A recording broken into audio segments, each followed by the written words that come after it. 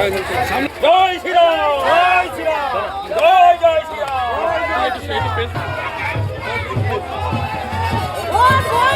Vote দিন, vote দিন,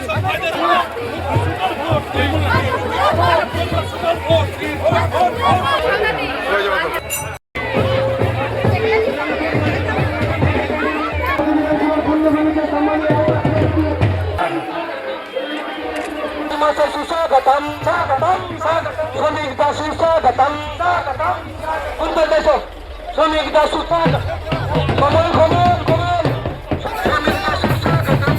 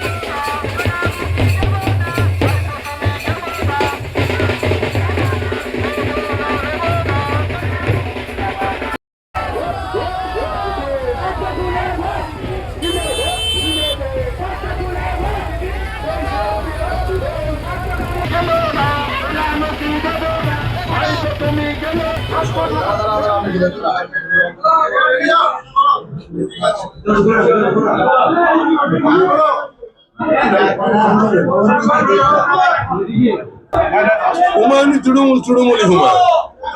ওটা তৃণমূল কংগ্রেসের প্ল্যান বি।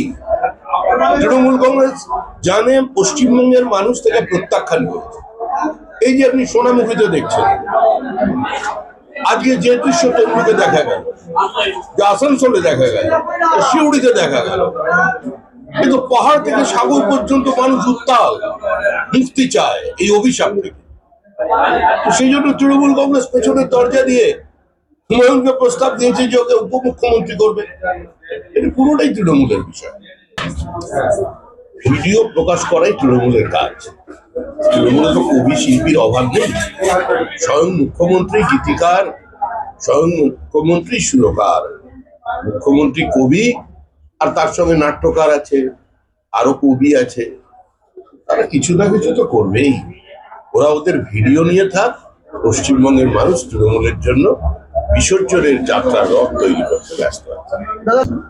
আমাদের টার্গেট 25,000-এর বেশি ভোটেই আসন জেতা। এখানে দিবাকর ঘরামি লড়াই করছেন জেতার যোগ্য নয়। আমাদের সোনামুখীর লড়াই মার্জিন বাড়ানোর লড়াই, আর সেই লড়াই আমরা নিশ্চিত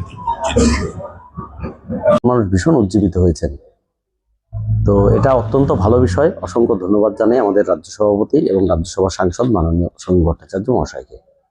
তিনি বললেন আপনি তো জিতছেন সেটা নিশ্চিত, কিন্তু মার্জিন বাড়ানোর চেষ্টায় আছে। কি মনে হচ্ছে?